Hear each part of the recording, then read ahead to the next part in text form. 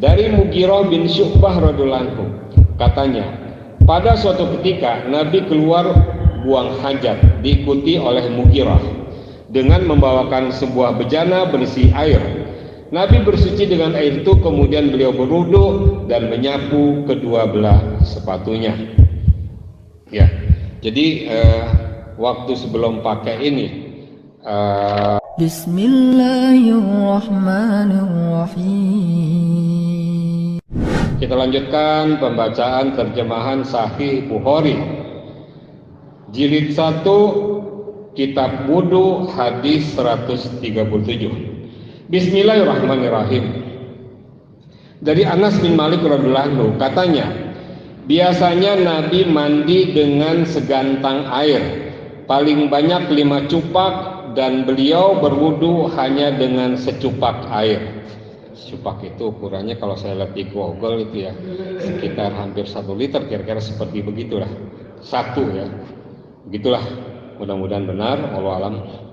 Hadis 138 dari Sa'ad bin Abi Waqqas radhiyallahu anhu, katanya, Nabi SAW pernah wudu hanya menyapu kedua belah sepatu beliau.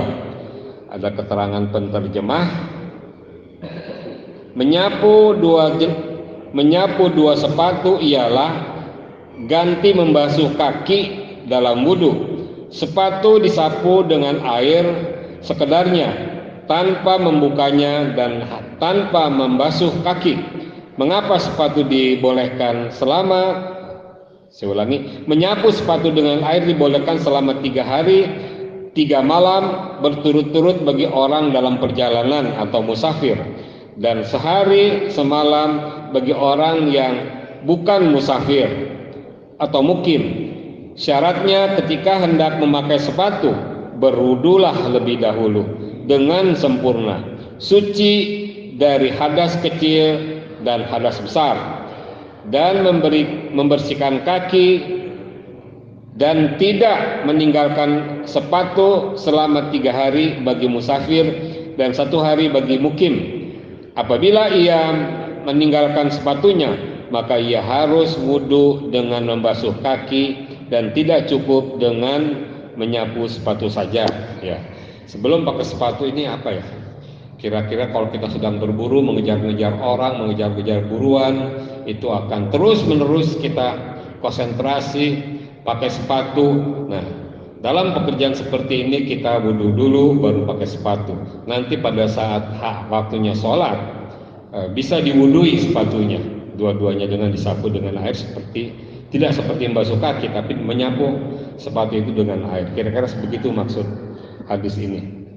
Ya, kalau ada pekerjaan untuk yang mukim, pekerjaan ini hanya dibolehkan 1 hari 1 malam, sedangkan untuk orang yang sedang musafir dalam perjalanan 3 hari 3 malam boleh berwudu dengan cara ini. Hadis 139 dari Mughirah bin Syu'bah radhiyallahu anhu, katanya, pada suatu ketika Nabi keluar buang hajat diikuti oleh Mughirah dengan membawakan sebuah bejana berisi air. Nabi bersuci dengan air itu, kemudian beliau berwudu dan menyapu kedua belah sepatunya. Ya, jadi waktu sebelum pakai ini kita sudah berwudu. Ketika pakai kemudian kita buang air kecil atau buang air besar, sepatu itu tidak dicopot, boleh dengan berwudu menyapu sepatu itu. Menurut hadis ini seperti itu. Hadis 140 dari Ja'far bin Amr radhiyallahu anhu, dari bapaknya Umayyah, katanya, saya melihat Nabi SAW, beliau menyapu sorban dan kedua sepatunya. Saya melihat Nabi SAW, beliau menyapu sorban dan kedua sepatunya. Keterangan penerjemah catatan kaki. Di dalam hadis riwayat Muslim, Rasulullah menyempurnakan menyapu kepala di atas sorbannya sesudah menyapu ubun-ubun. Sorban ini cara memakainya demikian ketat dengan kepala, kemudian membukanya tidak seperti peci kopi yang bisa taruh, bisa dipasang begitu. Dia dibelit seperti itu sehingga ada kemungkinan juga untuk sukar membukanya, sehingga boleh diwudui. hanya sekali begitu, seperti menyapu rambut kalau kita tidak pakai sorban. Hadis 141. Dari Mughirah radhiyallahu anhu katanya, saya berpergian bersama Nabi dalam suatu perjalanan. Pada suatu perhentian, saya membungkuk hendak membukakan sepatu beliau. Nabi berkata, biarkanlah, tidak usah dibuka, karena kedua kaki saya telah suci ketika saya akan memakai sepatu. Kemudian Nabi hanya menyapu dua sepatu itu.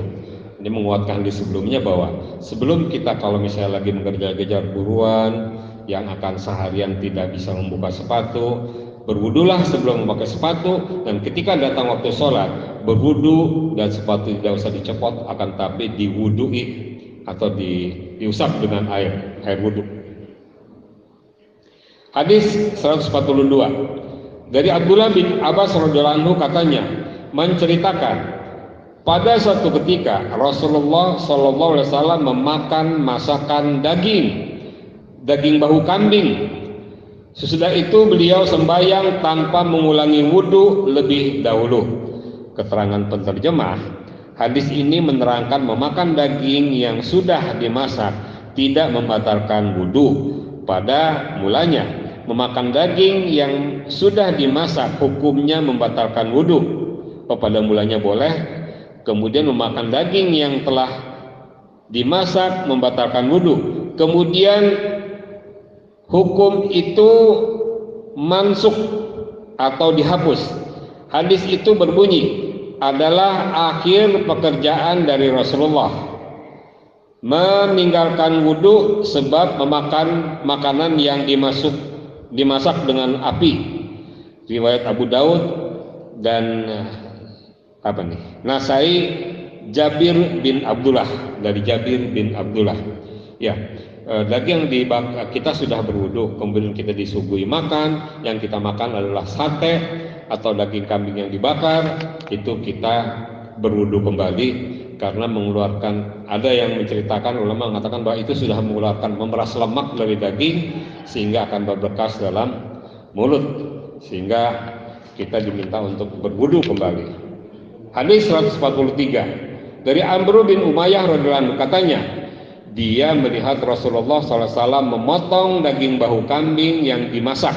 Lalu kedengaran muazin memanggil sholat, maka beliau letakkan pisau, kemudian beliau sembahyang tanpa mengulang wudhu kembali karena makan daging kambing. Nah, ini bedanya dibakar dengan dimasak. Yang dimasak boleh kita makan seperti gulai begitu, seperti soto atau sop, dan kita hanya berkumur-kumur kemudian sholat. Kalau kita waktu memakannya dalam keadaan masih punya wudhu, boleh. Hadis 144. Su'aid bin Nu'man menceritakan, pada suatu ketika di tahun perang Khaybar, dia pergi bersama Rasulullah SAW dalam satu perjalanan hingga sampai di Sahbah, yaitu suatu tempat dekat Khaybar. Di sana Nabi sembahyang asar.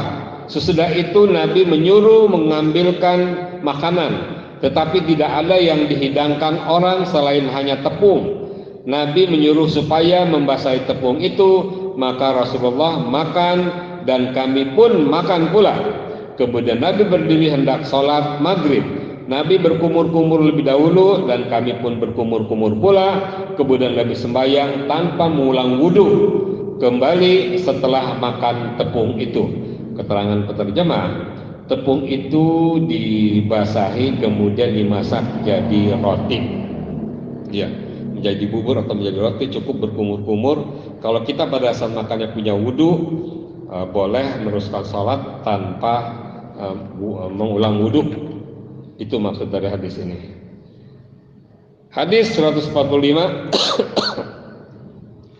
Ibnu Abbas mengatakan, Rasulullah SAW minum susu, kemudian beliau berkumur-kumur. Beliau bersabda, susu itu mengandung minyak. Ya, tidak berwudu akan tapi setelah minum susu berkumur-kumurlah. Beda dengan daging kambing yang dibakar, maka beliau berwudu kembali. Itu karena mengandung minyak katanya. Di lain hal, daging kambing yang dibakar itu mengeluarkan lemak, sedangkan yang dimasak tidak. Itu maksud dari hadis ini. Mudah-mudahan kita pahami dengan benar dan semua ini kita lakukan dengan mudah. Insya Allah mendapatkan syafaat dari Rasulullah kelak. Subhanakallahumma rabbana wa bihamdika wa la ilaha illa anta astaghfiruka wa atubu ilaik. Assalamualaikum warahmatullahi wabarakatuh.